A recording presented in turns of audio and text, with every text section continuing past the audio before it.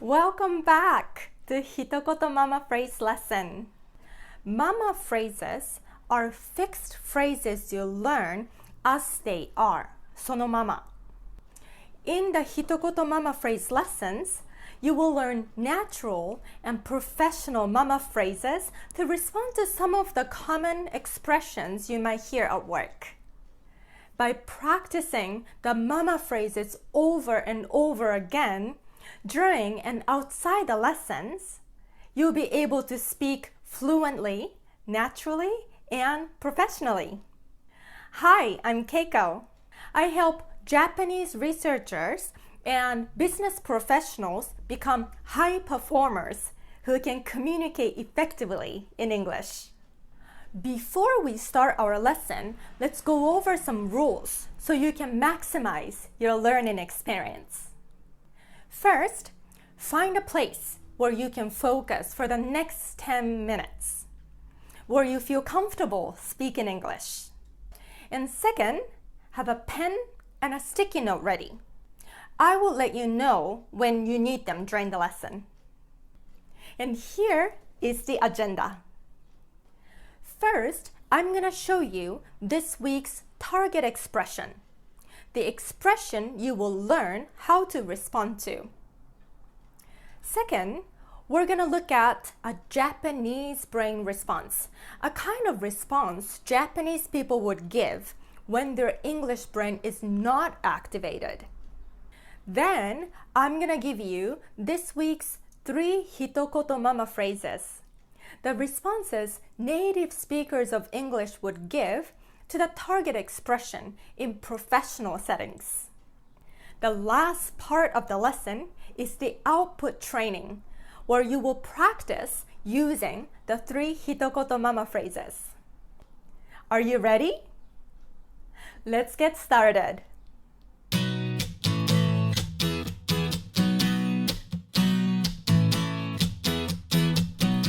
This week's target expression is, could you blah blah? Or could you blah blah for me? Now take out a sticky note and write this down at the top. Remember, in the last lesson, we looked at the expressions people use to get permission to ask your favor. This week, we're going to look at the actual favors. So after they say, could you do me a favor? And you say, sure, how can I help you? They will continue with a specific request. And could you or could you blah blah for me is one of the most common expressions they use to make a request. After could you hear what they want from you, such as send someone an email, schedule a meeting with someone, put together a deck. This is a very common expression in business, by the way. To put together means to collect different pieces of information and make up something. A deck means slides for a presentation. So to put together a deck means to create presentation slides. Double check something. To double check is another common phrase. It means to look at something one more time to make sure there are no errors, that everything is good. So the request might sound like, could you send Tom an email? Could you schedule a meeting with Dr. Tanaka for me? Could you put together a deck for me? Could you double check the information on the applications? And there are other expressions you might hear that serve the same function. Would you or can you? Instead of could you, you might hear would you, which is more formal than could you.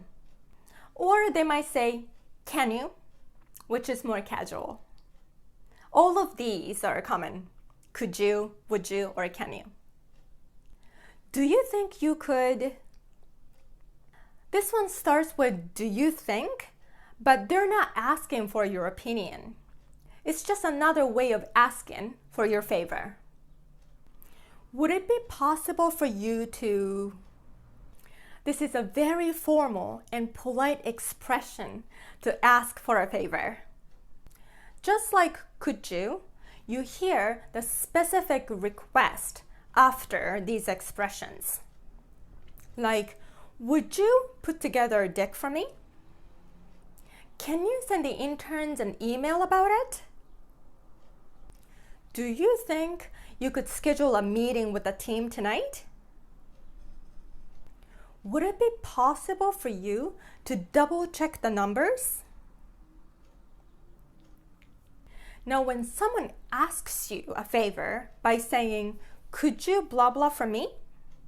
How do you respond?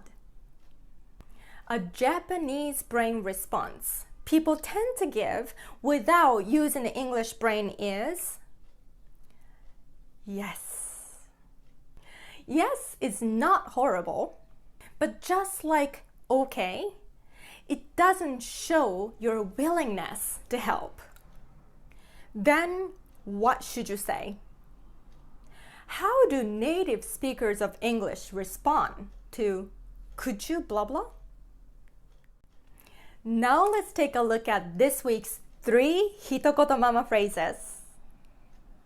To respond to could you blah blah for me? These are the top 3 mama phrases native speakers of English or high performers with active English brain use. 一言ママ phrase number 1. No problem. Write this down on your sticky note. Now repeat after me. No problem. No problem. People might feel bad when they ask you a favor, but you're telling them, no, it's not a problem. So they don't have to feel bad. One more time. No problem. Great. 一言ママ phrase number 2. I'd be happy to. Write it down on your sticky note. Now repeat. I'd be happy to. I'd be happy to. You're telling them you'll be happy to help them. When you use this mama phrase, emphasize the word happy. Open your mouth widely and say, happy, happy. And of course, say it like you're happy.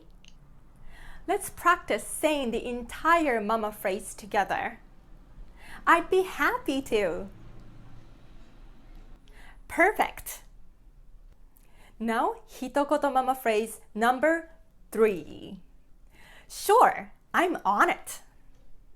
Write this down on your sticky note. Now repeat. Sure, I'm on it. Sure, I'm on it.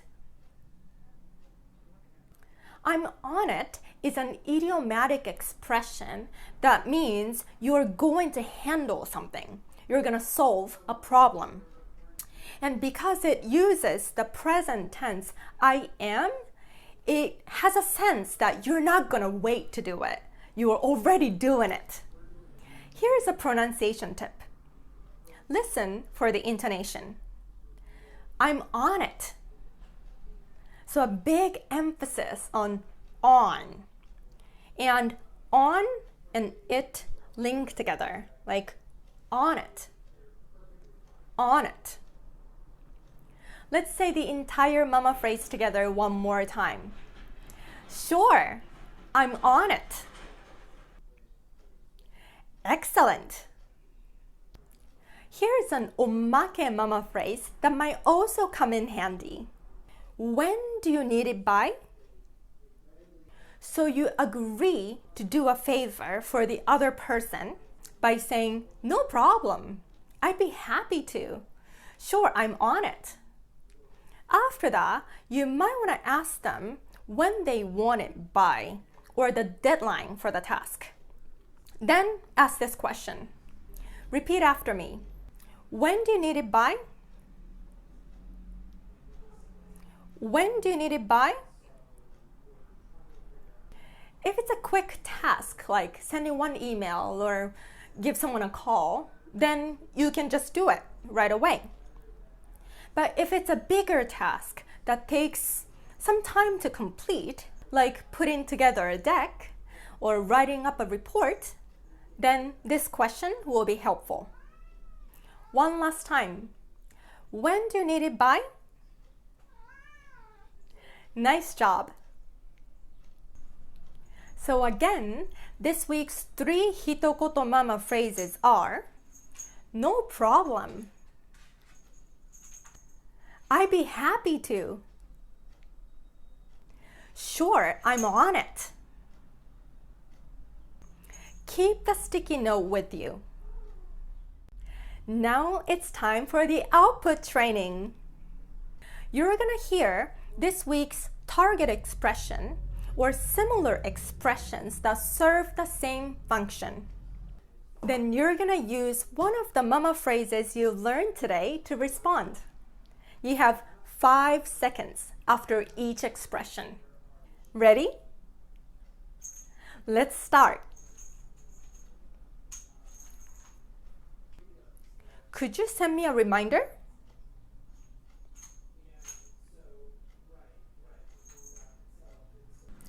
Do you think you could pick up Mr. Smith at the airport tomorrow?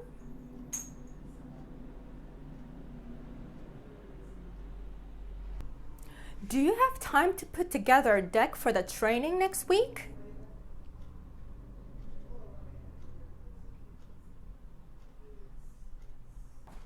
Can I ask you to take a look at this and tell me what you think?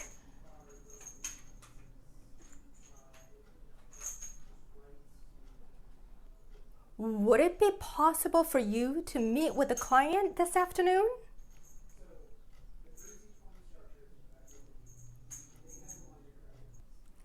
For the last 3, try without looking at the sticky note. Ready? Can you email me the templates?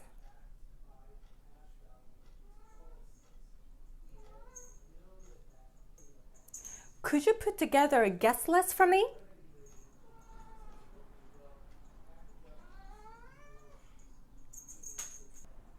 Would you get me the latest product updates?